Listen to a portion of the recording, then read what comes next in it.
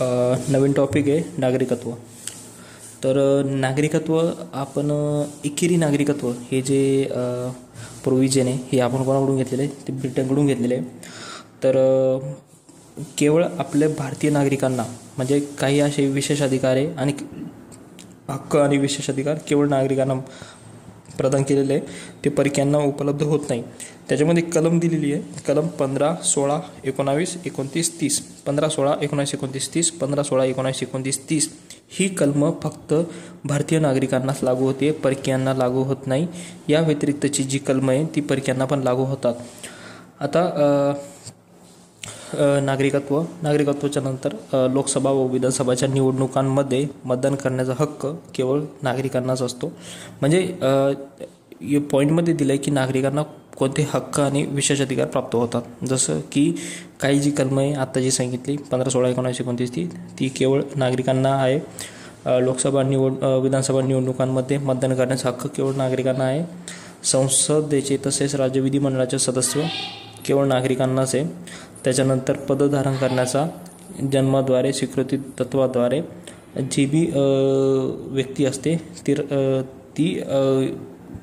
ती आपल्या भारतामध्ये पद भूषवू शकते. मात्र USA केवळ जन्मतत्वाद्वारे नागरिकत्व असलेला व्यक्तीच राष्ट्रपती पदासाठी प्राप्त असतो. भारतात कसं असतं, जन्मतत्वाद्वारे तसेच स्वीकृती तत्वाद्वारे नागरिक असलेला म्हणजे ज्याने जन्म पण घेतला आहे आणि त्याने एखाद्यानं स्वीकृती जरी केलेली आहे तो नागरिक इथं राष्ट्रपती होऊ शकतो. पण USA फक्त जो जन्म घेतलेला आहे तोच राष्ट्रपती होईल. आता घटनात्मक तरतूद जर म्हटले तर घटनेचं भाग 2 नागरिकत्व दिलेलं आहे, कलम 5 ते कलम 11 त्याच्यामध्ये नागरिकत्व कायदा हा 1955 आहे. त्याच्यामध्ये सुधारणा केली गेली होती 1986, 92, 2003 आणि 2005 घटनेच्या प्रारंभीचे नागरिकत्व म्हणजे घटनेच्या प्रारंभीचे नागरिकत्व म्हणजे कलम 5, 6, 7, 8 घटनेच्या प्रारंभीचे नागरिकत्व दिलेले.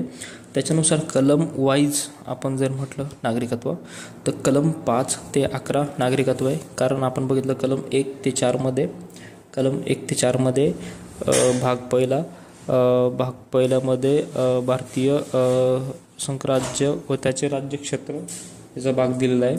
त्याच्यानंतर कलम 5 मध्ये घटनेच्या प्रारंभीचे नागरिकत्व कलम 5 1 ते 4 बघितलं आपण. कलम म्हणजे पहिले राज्यक्षेत्र व त्याचे संघराज्य व त्याचे राज्यक्षेत्राचं 1 ते 4 कलम 5 ते 11 नागरिकत्व दिले. कलम 5 दिलं आहे घटनेच्या प्रारंभीचे नागरिकत्व म्हणजे प्रारंभीचं जर म्हटलं तर भारताच्या राज्यक्षेत्रात जन्मले होते, 5 वर्षे इतका काळ भारताच्या राज्यक्षेत्रात सामान्यतः निवासी. त्याच्यानंतर कलम 6 त्याच्यामध्ये दिलं आहे पाकिस्तानातून स्थलांतरितांचे नागरिकत्व म्हणजे पाकिस्तानातून भारतात स्थलांतर करून आलेला व्यक्ती याच्यामध्ये दिलेले.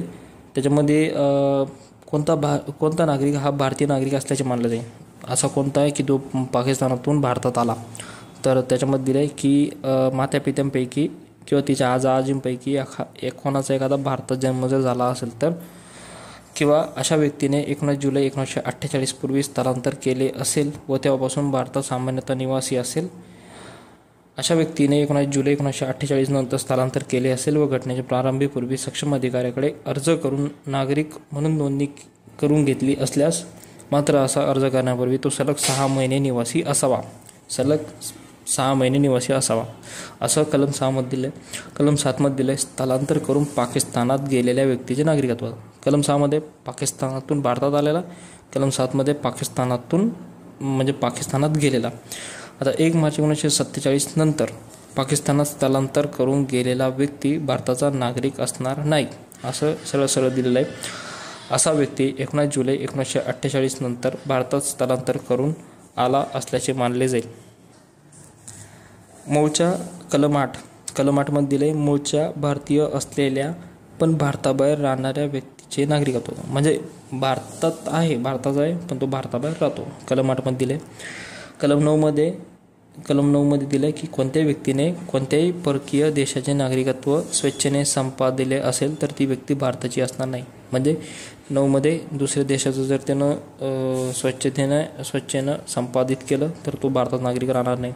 कलम 10 मध्ये दिलं आहे भारताचा नागरिक असलेली व्यक्ती संसद जो कायदा करील त्या तरतुदीच्या अधून राहून नागरिक कायम राहील. कलम 11 मध्ये संसदेला नागरिकत्वाचे संपादन व समाप्ती आणि नागरिकत्वविषयक अन्य सर्व बाबींसंबंधी कायद्याचे तरतूद करण्याचा अधिकार आहे. कलम 5, 6, 7, 8, 9, 10, 11 5 ते 11 नागरिकत्व दिलेले आहे. नागरिकत्व संपादनाचे मार्ग आता एक की बाबा आपण नागरिकत्व कसं संपादन करू शकतो आणि नागरिकत्व कसं सोडू शकतो याचे मार्ग दिलेले आहे. तर 1955चा जो कायदा होता नागरिकत्व कायदा 1955 त्या कायद्यामध्ये दिलेलं आहे की नागरिकत्व आपण 5 मार्गाने मिळू शकतो. याच्यावर क्वेश्चन आलेला आहे की नागरिकत्व किती मार्गाने आपण मिळू शकतो. तलाठीसाठी क्वेश्चन आलेला होता. तर आपण 5 मार्गाने मिळू शकतो. एक जन्म, वंश, नोंदणी, स्वीकृती आणि प्रदेशाचे सामीलीकरण. कोणते 5? जन्म, वंश, नोंदणी, स्वीकृती आणि प्रदेशाचे सामीलीकरण. आता पहिलं जर म्हटलं जन्मतत्वाद्वारे, जन्म म्हणजे भारतात जन्मलेला एखादा व्यक्ती. आता याच्यामध्ये बरेच प्रोव्हिजन आहे की तो कधी जन्माला पाहिजे, त्याचा नागरिक कधी असला पाहिजे, त्याची व्यक्ती कधीशी असली पाहिजे, खूप डिटेल होऊन जाईल. त्याच्यानंतर वंश जर म्हटलं त्याच्यामध्ये पण दिलेलं आहे त्यांनी की कुठल्या याच्यानुसार पाहिजे. त्याच्यापैकी एक आहे 3 डिसेंबर 2004च्या पुढे भारताच्या बाहेर जन्मलेला व्यक्ती वंशतत्वाने भारताचा नागरिक असणार नाही असे प्रोव्हिजन दिलेले. त्याच्यापैकी आपण काही शॉर्ट प्रोव्हिजन पाहू. तर पहिले जन्मतत्वाद्वारे 26 जानेवारी 1950 या दिवशी किंवा त्यानंतर आणि 1 जुलै 1987 पूर्वी भारतात जन्मलेला व्यक्ती भारताचा नागरिक असेल. म्हणजे 26 जानेवारी 1950 म्हणजे जेव्हा आपण घटनादुरुस्ती लागू केली किंवा त्यानंतर म्हणजे त्याच्यानंतर ज्या दिवशी किंवा त्यानंतर किंवा 1 जुलै 1987 पूर्वी म्हणजे 1987 पूर्वी जो जन्मलेला आहे तो भारताचा नागरिक असेल. आता हे झालं 1987 पूर्वी, पण 1 जुलै 1987 या दिवशी किंवा त्यानंतर जन्मलेला व्यक्ती भारताचा नागरिक असेल. पण त्याच्यावर कंडिशन दिली, जर त्याच्या जन्माच्या वेळी त्याच्या मातापित्यापैकी कोणी एक भारताचा नागरिक असेल. म्हणजे अल्टिमेटली असं म्हणणं आहे की बाबा तुमचा आजोबा, पप्पा, मम्मी कोणी जरी असेल तर तो 26 जानेवारी 1950 ते 1 जुलै 1987 मध्ये जन्मलेला असावा. एक असेल की या काळामध्ये एक जन्मलेला असावा, नाहीतर या काळात जो जन्मला आहे त्याचे आईवडील तरी पहिल्या काळामध्ये जन्मलेले असावे.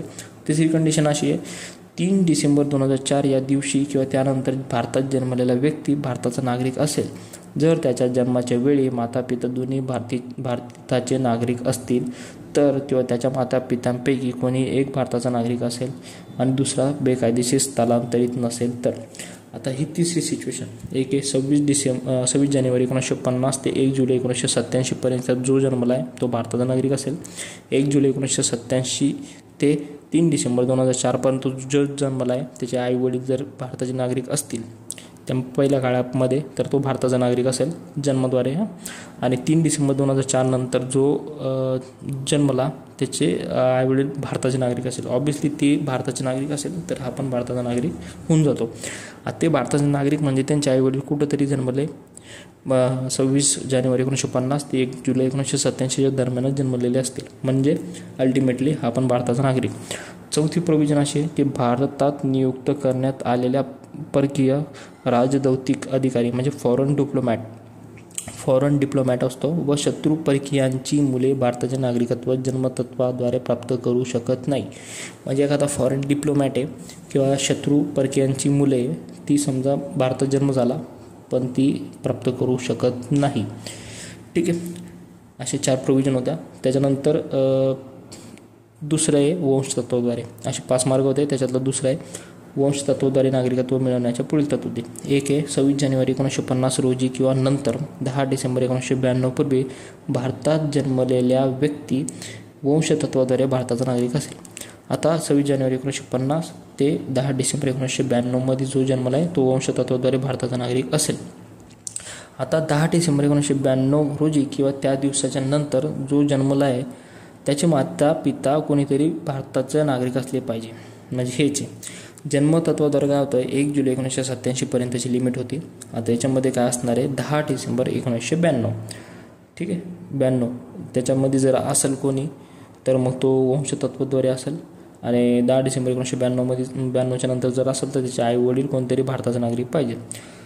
3 डिसेंबर 2004च्या पुढे भारताच्या बाहेर जन्मलेला, भारताच्या बाहेर, ठीक आहे, भारताबाहेर जन्मलेल्या व्यक्ती वंशतत्वाने भारताचा नागरिक असणार नाही. मात्र जन्मानंतर 1 वर्षाच्या आत किंवा केंद्र सरकारच्या संमतीने जर त्यानं जन्माची नोंद जर केली तर तो भारताचा नागरिक बनू शकेल. आता वंशतत्वाद्वारेची काय होतं, वंशतत्वाद्वारेचं काय होतं, जन्माद्वारे म्हणजे काय होतं, जन्मलेला, बरोबर. जन्मद्वारे म्हणजे जन्मलेला त्या कालावधीमध्ये. याच्यामध्ये काय आहे, 26 जानेवारी 1950 किंवा म्हणजे त्या दिवशी किंवा त्यानंतर ते 10 डिसेंबर 1992 पूर्वी भारताच्या बाहेर जन्मलेला, म्हणजे भारताच्या बाहेर एखादा जन्मला आहे तर तो वंशतत्वाद्वारे भारताचा असेल. भारताच्या म्हणजे यापूर्वी भारताच्या बाहेर जन्मलेला व्यक्ती वंशतत्वाद्वारे भारताचा नागरिक असेल जर त्याच्या जन्माच्या वेळी त्याचे आई वडील भारताचे नागरिक असतील. म्हणजे त्याचे आई वडील जर भारताचे नागरिक असेल तर ते भारताचा असेल. 10 डिसेंबर 1992 नंतर भारताबाहेर जर जन्मला असेल तर त्याचे आई वडील भारतात जर जन्मलेले असतील तर ते भारताचा नागरिक असेल. म्हणजे भारताबाहेर, ठीक आहे, भारताबाहेर आहे तो जन्म म्हणजे भारतात जन्म झालेला.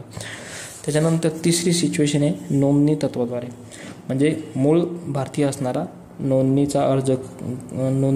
अर्ज करण्यापूर्वी 7 वर्ष भारतात सामान्यतः निवासी आहे. एक आहे की मूळ भारतीय असणारा व्यक्ती जो नोंदणीसाठी अर्ज करण्यापूर्वी 7 वर्ष भारतात सामान्यतः निवासी आहे. दुसरं काय, मूळ भारतीय असणारा किंवा अविभक्त भारताबाहेर कोणत्याही देशात किंवा कोणत्या ठिकाणी वास्तव करणारा व्यक्ती, म्हणजे भारताचा असणारा, मूळ भारताचा आहे किंवा भारताबाहेर कोणत्या देशात कोणत्या व्यक्ती करणार आहे तो नोंदणी तत्वाद्वारे भारतात येऊ शकतो. एखादा व्यक्ती त्यानं भारतीय नागरिकाशी विवाह केला, नोंदणीसाठी अर्ज केला, त्याला 7 वर्ष भारतात सामान्यतः निवासी असलेला व्यक्ती पाहिजे. जसं सोनिया गांधी बाहेरची व्यक्ती होती, इथल्या पुरुषासोबत लग्न केलं, इथंच थांबली, 7 वर्ष भारतात सामान्यतः. त्याच्यानंतर सोनिया गांधीला भारतीय नागरिकत्व म्हणून स्वीकारलं. त्याच्यानंतर चौथं आहे भारतीय नागरिक असणाऱ्या पालकांची अल्पवयीन मुले. भारतीय नागरिक असणाऱ्या पालकांची अल्पवयीन मुलं, पूर्ण वय व क्षमतेच्या व्यक्ती ज्या पालकांची नागरिक म्हणून नोंदणी झाली आहे. आता नोंदणी करू शकतो आपण, बऱ्याचशा पद्धती याच्यामध्ये. त्याच्यानंतर चौथं आहे स्वीकृती. म्हणजे एखादा व्यक्ती दुसऱ्या देशाचा स्वतःच्या मर्जीने काय करू शकतो, स्वीकृती करू शकतो. त्याच्यामध्ये जर म्हटलं तर मदर टेरेसा ही होती युगोस्लावियामध्ये, अदनान सामी पाकिस्तानचा होता, याने भारताचं नागरिकत्व मिळालं त्यांना. आता प्रत्येक स्वीकृती तत्वाद्वारे नागरिक बनलेल्या व्यक्तीस भारताच्या संविधानाप्रती काय असते, शपथ घ्यावी लागते. शपथ घेणे काय असते, ती गरजेची असते. 5वं काय, प्रदेशाच्या समीकरणाद्वारे. म्हणजे जर एखाद्या प्रदेश भारताच्या राज्यक्षेत्रात समाविष्ट केला किंवा करण्यात आला तर भारत सरकार त्या प्रदेशातील व्यक्ती कोणत्या तारखेपासून भारताचे नागरिक ठरतील हे राज्यपत्रित अधिसूचनेद्वारे निश्चित करते. म्हणजे सिक्कीमचे भारतात सामीलीकरण झाल्यानंतर तेथील लोकांना भारताचे नागरिक म्हणून घोषित करण्यात आले. असं म्हणजे 5 मार्गाने आपण काय करू शकतो, नागरिकत्व स्वीकारू शकतो, संपादन करू शकतो. आणि नागरिकत्वाचं म्हणजे नागरिकत्व संपतं कसं, तर त्याचे 3 मार्ग आहे. तर 3 मार्ग म्हणजे त्याग करणे, आपण आपला त्याग करून द्यायचा. दुसरी गोष्ट आहे संपुष्टात येण्याचे पण काही रिझन आहे. आणि त्याच्यानंतर काढून घेतले जाणे. पहिले नागरिकत्वाचा त्याग करणे. आता त्याग करणे म्हणजे काय असणारा, म्हणजे नागरिकाने भारताचे नागरिकत्व सोडण्याची घोषणा केली व तिची संबंधित अधिकाऱ्यांनी नोंदणी करून घेतली तर ती व्यक्ती म्हणजे तिच्या मनमर्जीनं, समजा तिनं जर म्हटलं की मला सोडायचं आहे, तिचा लोप होतो. परंतु अशी घोषणा भारत युद्धात गुंतलेला असेल त्या कालावधीत त्या कालावधीत करण्यात आलेली जर ती जी घोषणा आहे ते भारत सरकार स्थगित करू शकते. म्हणजे एखाद्यानं म्हटलं की मला आता नागरिकत्व सोडणं आहे, पण त्यावेळेस जर समजा भारत युद्धामध्ये असेल तर मग भारत सरकार ती कॅन्सल करू शकतं. त्याच्यानंतर भारताच्या नागरिकत्वाचा त्याग करणाऱ्या व्यक्तीच्या सर्व अल्पवयीन अपत्यांच्या नागरिकत्वाचाही लोप होतो. म्हणजे माझ्या वडिलांनी जर समजा नागरिकत्वाचा त्याग जर केला, भारताच्या नागरिकत्वाचा त्याग केला, तिकडे कुठलाही घेतलं, पण हा इथला त्याग केला, म्हणजे त्यांच्या खालची जी पण पिढी आहे ती त्यांचा सगळा काय होतो, लोप होतो. मात्र असे अपत्य पूर्ण वयाचे झाल्यानंतर पूर्ण वय झाल्यानंतर म्हणजे 18 वर्ष झाल्यानंतर 1 वर्षाच्या आत विहित नमुन्यात भारतीय नागरिकत्व पुन्हा मिळवण्याची इच्छेची घोषणा करून भारतीय नागरिकत्व बनू शकते. मग आता अशा वेळेस समजा माझ्या पालकांनी समजा भारतीय नागरिकत्व जर सोडलं तर मग आमचाही लोप होऊन जाईल, बरोबर. पण मग आम्ही 1 वर्षाच्या आत जर त्यांना परत जर घोषणापत्र जर दिलं की आम्हाला परत पाहिजे, तर मग आम्हाला ते नागरिकत्व भेटू शकतं. हे एक आहे नागरिकत्वाचा त्याग करणे. दुसरं कोणत्याही नागरिकत्व संपुष्टात येणे, म्हणजे कोणत्याही देशाचे नागरिकत्व स्वेच्छेने जर स्वीकारलं, म्हणजे अमेरिकेत स्वीकारलं, जपानचं स्वीकारलं, तर भारताचं काय होतं, नागरिकत्व आपोआप संपतं. पण युद्धकाळात ते संपुष्टात येत नाही, त्याला स्थगिती दिली जाते. म्हणजे युद्धकाळ म्हणजे अपवाद आहे, लक्षात ठेवायचा. त्याच्यानंतर कलम 3 काय दिलेलं आहे, नागरिकत्व काढून घेणे. आता नागरिकत्व का काढून घेतलं जातं? 1, फसवेगिरी जर केली, खोटी माहिती देऊन किंवा गैरमार्गाने एखाद्या व्यक्तीस भारतीय नागरिकत्व जर मिळवले, जसं आपण पासपोर्ट म्हणतो, फेक वगैरे फसवेगिरी करून वगैरे नागरिकत्व घेणे, ठीक आहे, त्याचं जर आढळलं तर नागरिकत्व जातं. दुसरं, भारताच्या संविधानाप्रती अनिष्ठा, म्हणजे संविधानाप्रती अनिष्ठा जर दर्शवली, नागरिकत्व काढून घेतलं जातं. युद्ध दरम्यान शत्रूची बेकायदेशीर व्यापार केल्यास, म्हणजे युद्ध चालू आहे आणि त्यावेळेस जर त्यांनी शत्रूशी जर व्यापार जर केला, त्याचं काढलं जातं.